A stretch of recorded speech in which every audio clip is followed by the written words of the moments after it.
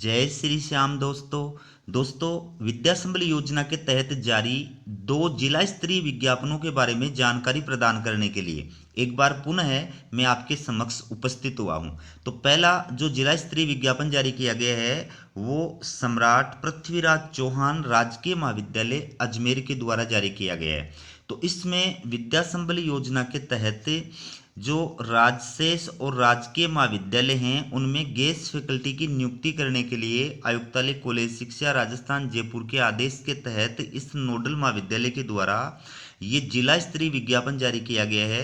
और इस विज्ञापन के तहत आवेदन करने की जो लास्ट डेट बताई है वो 15 फरवरी 2025 साय 5 बजे तक बताई गई है। बात करें क्वालिफिकेशन की, कौन अभ्यर्थी विद्या संबल योजना के तहत गेस्ट फैकल्टी के लिए अप्लाई कर सकता है, तो आपकी आयु मिनिमम 21 वर्ष होनी चाहिए। मैक्सिमम कितनी भी हो सकती है लेकिन मिनिमम आयु जो है वो 21 वर्ष होनी चाहिए। इसके अलावा जो विश्वविद्यालय सेवा नियम 1986 है उसके तहत असिस्टेंट प्रोफेसर के लिए जो क्वालिफिकेशन बताई गई है, सबसे पहली बात आप जिस विषय में अप्लाई कर रहे हैं उस विषय में या उससे संबद्ध विषय में पीजी के अंदर आपके 55% मार्क्स होने चाहिए। बाकी आरक्षित कैटेगरी के जो अभ्यर्थी हैं उनको मैक्सिमम मार्क्स के अंदर 5% की छूट भी प्रदान की जाती है। यानी अगर पीजी में उनके 50% मार्क्स हैं तो भी वो अप्लाई कर सकते हैं। इसके साथ साथ जो विश्वविद्यालय अनुदान आयोग होता है यानी यूजीसी या फिर CSIR उसके द्वारा जो राष्ट्रीय पात्रता परीक्षा यानी नेट आयोजित कराई जाती है वो आप क्वालिफाइड होने चाहिए। या फिर जो स्टेट पात्रता परीक्षा होती है सेट या स्लेट वो आप क्वालिफाइड होने चाहिए। और या फिर आप PhD क्वालिफाइड होने चाहिए। तो आप विद्या संबल योजना के तहत असिस्टेंट प्रोफेसर के लिए अप्लाई कर सकते हैं। बाकी जो निर्देश हैं वो दोनों नोडल महाविद्यालयों के सेम हैं। तो उन निर्देशों के बारे में मैं आपको बाद में जानकारी प्रदान करूंगा। सबसे पहले आप देखिए कि इस जिला स्तरीय नोडल महाविद्यालय के द्वारा ये जो विज्ञापन जारी किया है वो कौन कौन से महाविद्यालयों के लिए जारी किया है। ये है नोडल महाविद्यालय का नाम, ये संबंधित कॉलेज का नाम जिसके लिए विज्ञापन जारी हुआ है, और ये विषय और रिक्त पदों की संख्या दी गई है। तो इसमें नोडल महाविद्यालय है SD महाविद्यालय ब्यावर।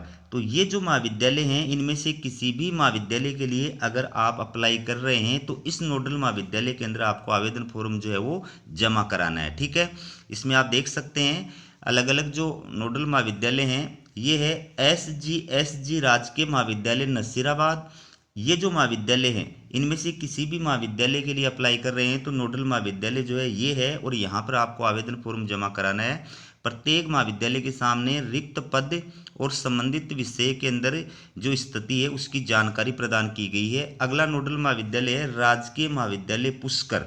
तो इससे और इसमें से किसी भी महाविद्यालय के लिए अगर आप अप्लाई कर रहे हैं तो आवेदन फॉर्म आपको राजकीय महाविद्यालय पुष्कर में जमा कराना है। इसके बाद में राजकीय महाविद्यालय केकड़ी। तो इसके सामने जो भी महाविद्यालयों के नाम दिए गए हैं इन सभी में से किसी भी महाविद्यालय के लिए अगर आप किसी विषय में अप्लाई कर रहे हैं तो आपको आवेदन फॉर्म राजकीय महाविद्यालय केकड़ी के अंदर जमा कराना है। अगला जो नोडल महाविद्यालय है ये है राजकीय कन्या महाविद्यालय सरवाड़। तो इस महाविद्यालय या फिर इस महाविद्यालय में किसी भी विषय के लिए आप अप्लाई कर रहे हैं तो आवेदन फॉर्म आपको यहाँ जमा कराना है।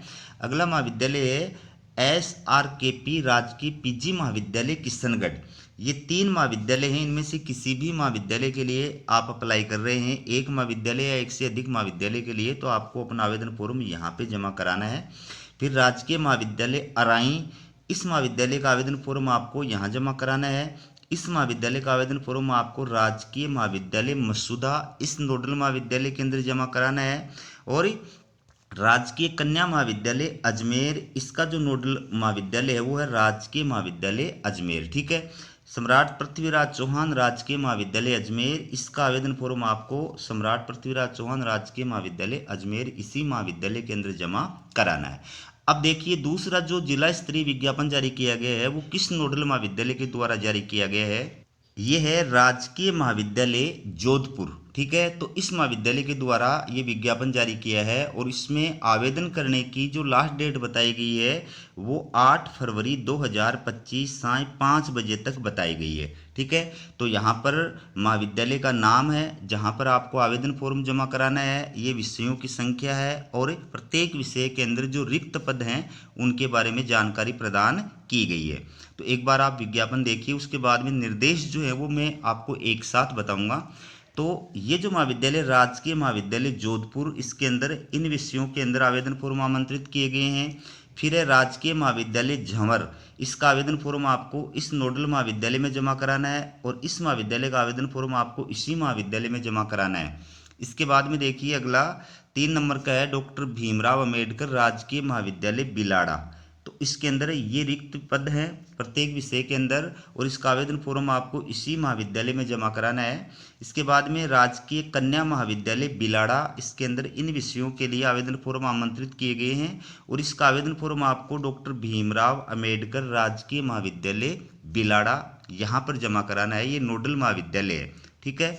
अगला महाविद्यालय है राजकीय महाविद्यालय धामू शेरगढ़, इसका नोडल महाविद्यालय है राणा उगम सिंह इंडा राजकीय महाविद्यालय बालेसर। तो ये आपको आवेदन फॉर्म इस नोडल महाविद्यालय में जमा कराना है।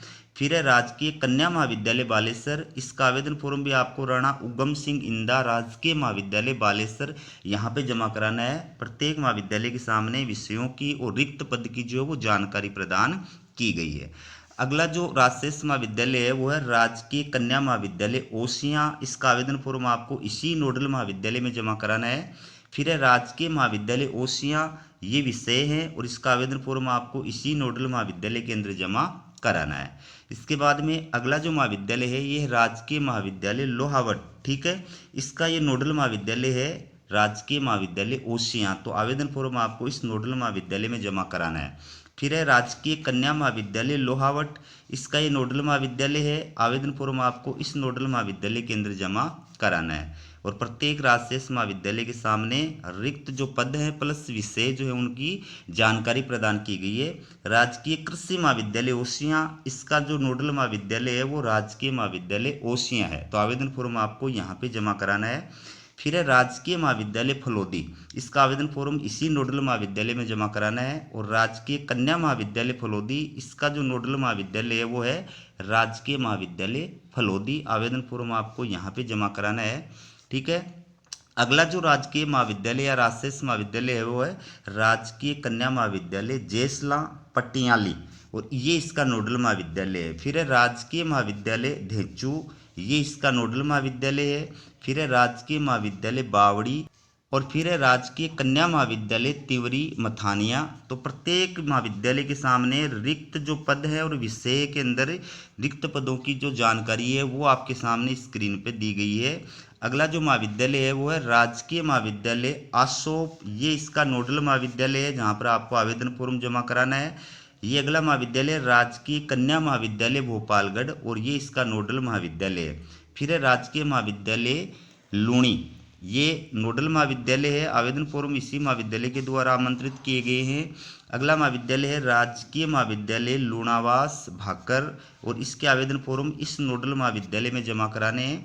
फिर है राजकीय कन्या महाविद्यालय झालामंड जोधपुर, इसी नोडल महाविद्यालय में आवेदन फॉर्म जमा कराने हैं। और लास्ट है राजकीय महाविद्यालय कुड़ी बख्तासनी जोधपुर, आवेदन फॉर्म इसी महाविद्यालय में आपको जमा कराने हैं। ठीक है।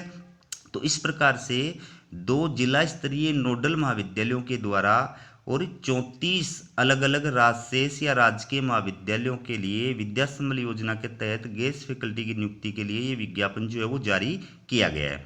अब इसके अंदर जो निर्देश हैं उनके बारे में मैं आपको जानकारी जो है वो प्रदान कर देता हूँ। सबसे पहली बात जो है कि इसमें आपकी सेवाएं जो हैं वो कब तक ली जाएंगी। तो दोस्तों सेकंड सेमेस्टर और फोर्थ सेमेस्टर के अंदर ये जो सेशन चल रहा है 2024-25, इसमें सेकंड और फोर्थ सेमेस्टर के अंदर आपको अध्यापन कार्य कराने के लिए जो है नियुक्त किया जा रहा है। तो जब तक सेमेस्टर की एग्जाम्स प्रारंभ नहीं हो जाती है या सेमेस्टर का पाठ्यक्रम जो है वो पूरा नहीं हो जाता है तब तक आपकी सेवाएं ली जाएंगी। ठीक है। अब इसके अंदर आपको जो मानदेय प्रदान किया जाएगा वो 800 रुपये प्रति कालांश जो है वो मानदेय प्रदान किया जाएगा।